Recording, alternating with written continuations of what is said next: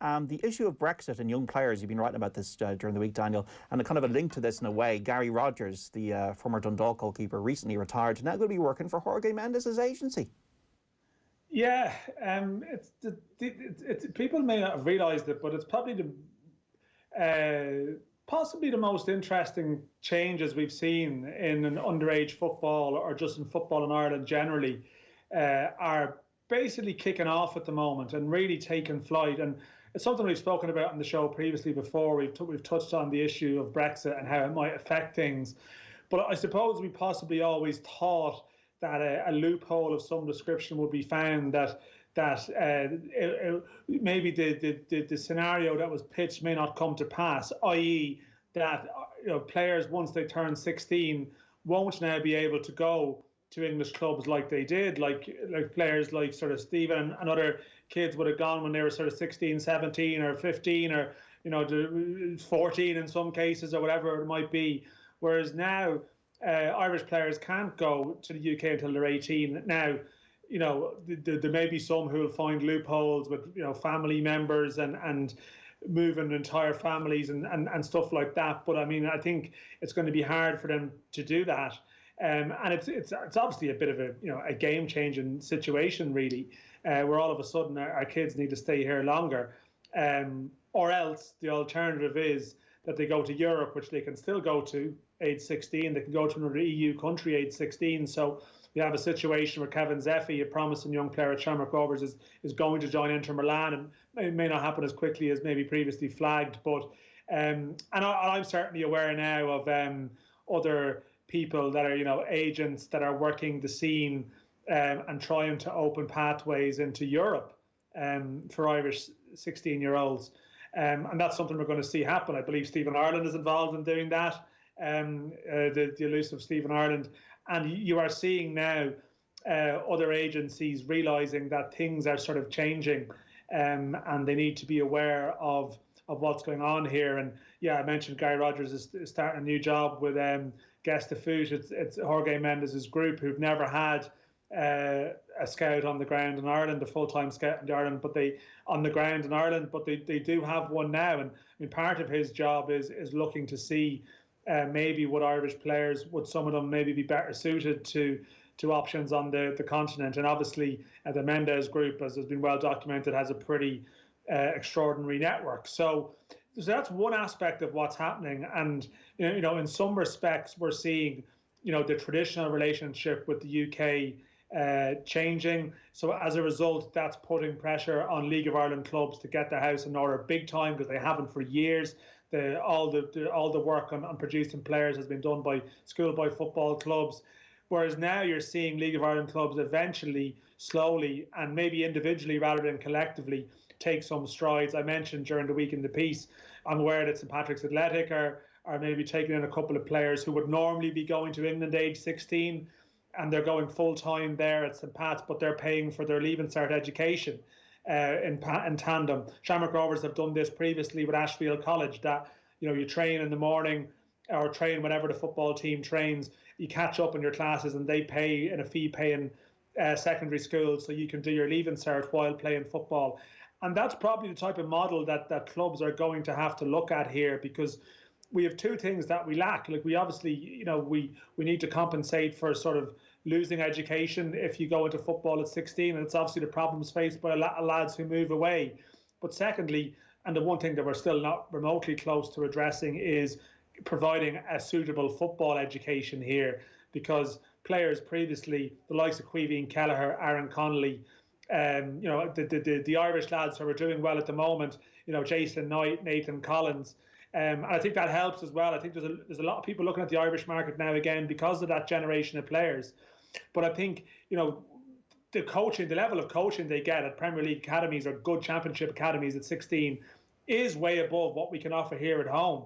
And we need to address that quickly, or else our elite players, the use of the word elite is a controversial one, but our top players, there's a danger that they fall behind and don't develop as they might, because we don't have the structures here. So there's a lot happening. The FAI this week have hired Will Clark, who's the head of St Joseph Boys Academy, to a new role in the FAI, overseeing League of Ireland academies. We see Alan Caffrey, who's the top man in St Kevin's Boys, who have been probably the most successful nursery in recent years in terms of players it's produced, to Robbie Brady, Hendrick, Darrow O'Shea, Jack Byrne and others. He's now gone to a new job at Shelburne, overseeing football operations at the club. So there's a lot of things suddenly happening now in a very short space of time as part of a changing landscape. And I mean, the next couple of years are going to be really, really interesting to see how we react to this, because it's really just changing how we do business here. There's no other way of describing it. That is happening. It doesn't seem like there's going to be a loophole created for our 16-year-olds in England. So we're going to have to get our house together at home big time. And there's a lot of things that need to happen for that to happen. Yeah, you would want to learn between the ages of 16 and 18 what you could learn at a elite Premier League or Championship club, and that's important that we shore up what we have in terms of our coaching here. Stephen, you went to England when you were young, before the age of 18. You've got an A licence now, so you're involved in coaching too. Would you prefer to stay here until you were 18 if the circumstances and the conditions are right here, or was it a case of just getting over there as soon as you could to try and make it, which was the key thing in England? Again, I think it's all down to the individual, as well. I think if there was an opportunity of like you say, having that training, that facility in Ireland where you can kind of get your education alongside a similar kind of pathway of football in Ireland, then maybe the decision would have been a little bit of a more difficult one for me. I'm going back a long time here, but for me, I think ever since I was a young kid, my mindset was, I went to school, I went to O'Connell School in North Circular Road. I love school, but as soon as you start realising you've got like a chance of going away, when you start going on trials to football clubs, straight away, well, I know it wasn't my case, I just wanted to sign for an English club and get away as soon as possible. Like, that was my mindset. I felt that was the best opportunity for me at that time to get away, to try and, obviously it was Man City at the time, to get over to Man City, get my full-time training, be around a professional club and just learn on the job. And I wouldn't change, to be fair, I wouldn't change it. I think it's one of them. Education is very important, don't get me wrong, because a lot of players go away and don't end up having a career. I was one of the lucky ones that went away and managed to kind of make a career out of playing football. But there's a lot of players that would probably go away with a similar dream to myself, and obviously it doesn't quite work out, and they come back with not a kind of academical education. But I will say what being in football from a young age, it does kind of make you kind of, it gives you a little bit more life skill maybe in and around the football environment, that maybe if I had stayed at home and just went to school like my friends, I'd probably, I don't know what way the path would have went for me. It's one of them where it's kind of like you kind of have tunnel vision.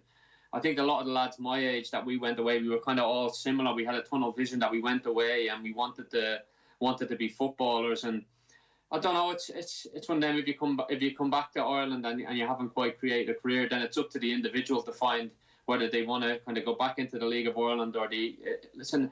You can do what you want. I think I'll give an example of Stephen Paisley, a good friend of mine who was at Man City with us.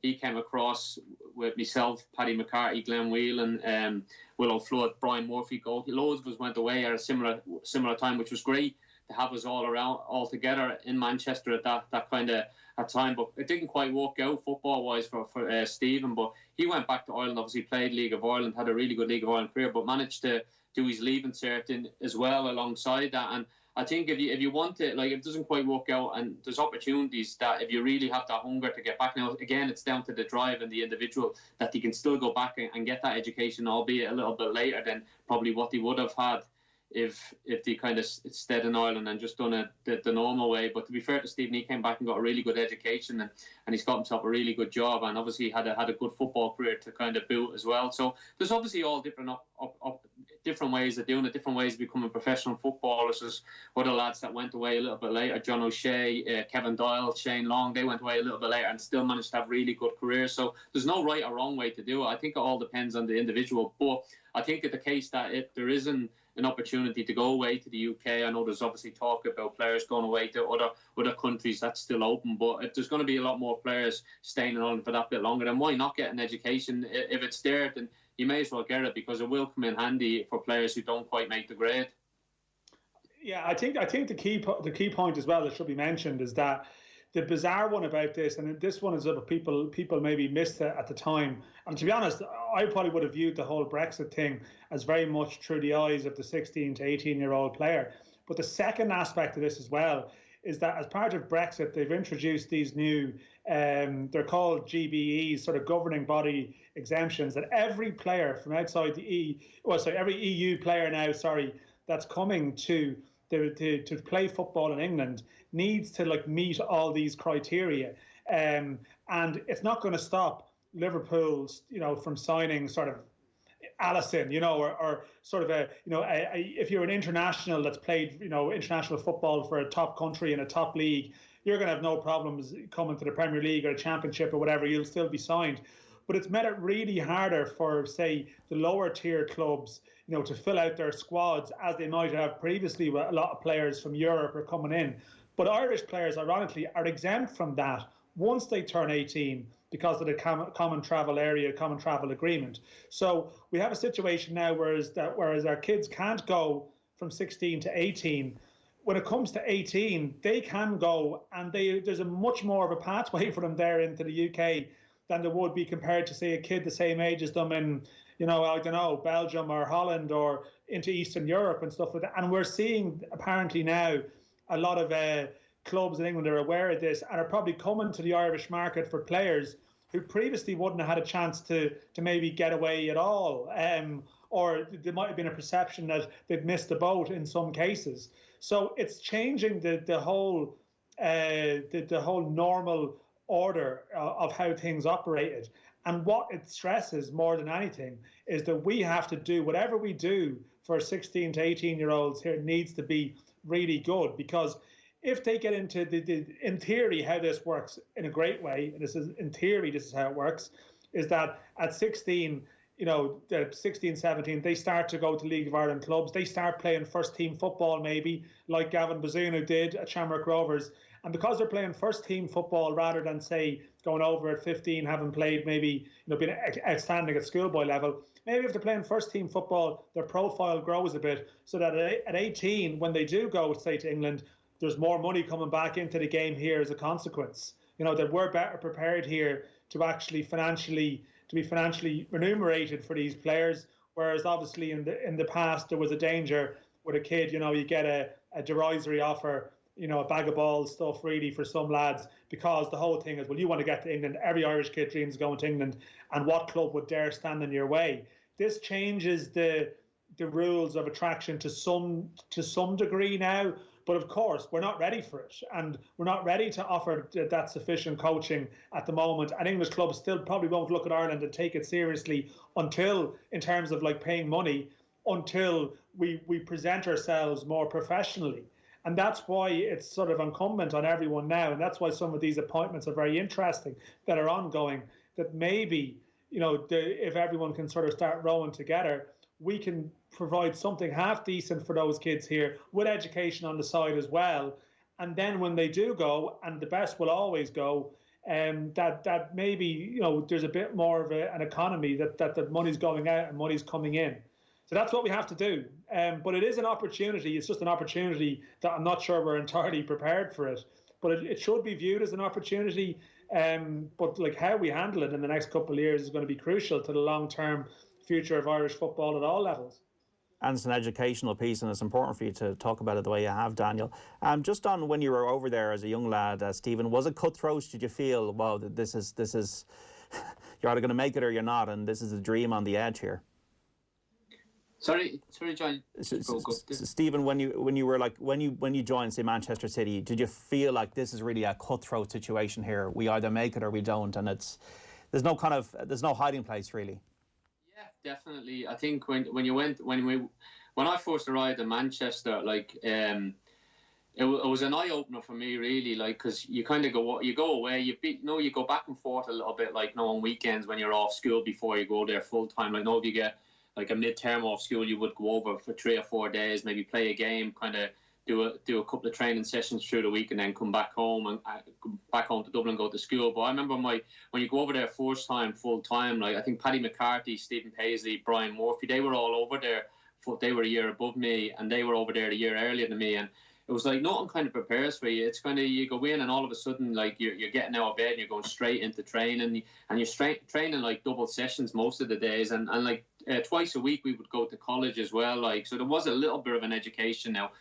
I wasn't like, I don't think many of the lads took it very seriously right enough, because it was all about the football. But I think it's changed a little bit now. But yeah, it was, as soon as you go into the training ground, you, like, obviously you got yourself, you got the other Irish lads, but then there's other English lads there, there's lads from Wales, Scotland, and they're all after the same thing as you. And the match, like, the way it is, like, there's one first team squad, and then when I went there, there was the under-17s, and then there's the under-19s, and the under-17s was like a mixture of under-16s and under-17s players, and the under-19s was a mixture of kind of under-19s and under-18s players that both played in the. So you had these big, huge squads in both the under-17s and under-19s, and then there was the reserve squad of the lads that were just above the under-19, too old for the under-19 level, but like they were kept on by the club just in case they may be in late development. So there was this huge kind of pool of players, and straight away you realise, even at the age of 16, you think, you know what, I'm going to have to do something really kind of more than that guy sitting across. Now, they're all your mates and all, but at the same time, you're in competition with them, and it's kind of you v them, because you know when it comes to that kind of, at the end of your kind of initial contract, it's either going to be you or maybe three others that are going to get to kind of kept on or go and get to train with the first team. And it was, you had to grow up quick, and it does. And again, looking back on it, it's a lot for a 16-year-old. Again, like, because we didn't know any different, like, you just embrace it, and it's tough at times. You're being at home, and you know, like, and listen, back at my time, they did look after you, the clubs, but it was a little bit like you go in trained and you go back to the digs, and you were left to kind of fend and do what you want. You know what I mean? It wasn't exactly like you're in the middle of a big city and you're trying to be. You can't really go out and do what most young 16-year-olds, 17-year-olds do, because you're a little bit in the line. Like, people know you play for Manchester City. I just talk about City because that was my experience, but I'm sure it's the same all around the UK and London as well. And you have to grow up quick, and you realise if you don't put the effort and the hard work in the youth team, and then you know you'll be going home. Like, that's the ultimate. It's like, and again, it goes back to that one where people that come home, they often feel like they failed. Like, oh no, I'm coming back home to Ireland as a failure because I never got kept on. But I don't see it like that, because it's a process. It's a journey. Life's a journey. Football's a journey. So you're playing football there, and again, it's not, like I said, the numbers don't fit. So you know that only a very small amount are going to go on. Never mind that, I say, like Man City in general, at first team football clubs, you know, there's only going to a small few that are going to go on and actually make a career out of it. Like, and it's not only the Irish lads that come back home. There's a lot of English lads now that would have been in the system all the way through, and come the end of under-19s football, they're off, they're let go as well. And there's like thousands and thousands of people that don't make us footballer, but they have that kind of experience of being a footballer, so to speak, for the first years of their life. And again, if you don't quite happen to make it as a career, I don't see it as a failure. I just see it as part of a journey and a life education, and then it's up to yourself to kind of take what you have from being a footballer and kind of use that in other areas of life going forward. And as I said, it's probably a little bit easier for me to say this because I was lucky enough to go and have a football career, and again, because I've had that career, I'm able to it's opened up avenues after I've stopped playing as well. But for lads that haven't had that, then it's, again, they have to try and kind of use the head and just try and find that kind of drive, and what they did, maybe things they didn't quite do as a footballer, not to make the grade, maybe make sure they don't make a similar mistake going forward in life. But again, it's easier for me to sit here and say that. It all depends on the individual and the background and the drive they have. But again, there should be a little bit more in place, I think, and it is trying to change a little bit. And again, if there's something like that in Ireland, like you say, in education alongside football, but at 16 to 18, then great, because the more tools you can have in the locker, then the better going forward in life. Because as I said, only a very small few kind of go and have a career in the game. Stephen, you sort of touched on something I was going to ask you, because actually that Irish group that you mentioned, you had a pretty decent success rate, your City crew, in terms of like making a career at various levels. Like you mentioned, Paddy McCarthy, yourself, Willow Flood, Brian Murphy, you obviously came home and then went back and did reasonably well. And he even mentioned Stephen Paisley, like who did a decent career, went in a different direction. What about the English lads in your youth team? You know, the English Welsh lads in your youth team. Like how many of them dropped out of the sport completely? Like, or how many went and played down to the divisions as such? You know, like did a number of lads that you were sort of knocking around with then just disappear off the scene? the majority of them, Dan, like you mentioned, like we were kind of that's very unusual, I think, to have that many players go away at one time and go on and have a career in the game. I think, like, do you know what I mean? There was obviously the lads you mentioned there. There was even other lads in the academy, the likes of Sean Wright-Phillips, Bradley Wright-Phillips, Joey Barton, Steve Jordan, another lad that would have been a similar age, kind of, whereas go and make careers. But, like, again, I don't know how many players that is. There's probably a couple of more that had a few careers. I can't remember them quite off the top of my head. But again, before I even got near the first team, you're talking about kind of four years before you kind of get to under 19s, kind of into that reserve level. So even there, I mentioned 12, 13 players that don't, like, there's probably about 30, 40 players that I couldn't even remember all their names. You know what I mean? That actually were in that system, whereas for like 2 or 3 years at that time, and never had a career in the game. Now, I couldn't tell you what any of them are doing now. Do you know? And I'm sure some of them may have played kind of part-time football in the non-league system over here in the Northern League, or else they may have kind of gone and had a career. But as I said, I would say it's not a waste of time. I still don't think them few years of being a football, I think if you use it as an education for life, I don't think it's a wasted experience, because it is an experience, and you have to kind of, no matter what experience you go through, I feel, and like, you have to grasp what you can from it and kind of use it and utilize it going forward in your life. And as I said, for all them names I've mentioned there's a lot more that didn't actually quite make the grade and be professional footballers. So again, and we're talking about a kind of group of players there in the one kind of academy, similar age group, that kind of went on and had careers. Now, not all at Man City, right enough, but still decent careers. But there's a lot of kind of, there might have been groups that may not been as lucky. And again, the years that have gone by, them kind of groups that breaking through have become littler and less, because, as I said, there's been a bigger influx of European players coming in as well to kind of compete with. So no, it's a very difficult world, and it's to go back to the original question that John asked me. It's a kind of a dog eat dog world, and you kind of just got to get what you can and just kind of try. It's kind of, you got to just, there's a bit of the bone there. You got to try and grab some of it.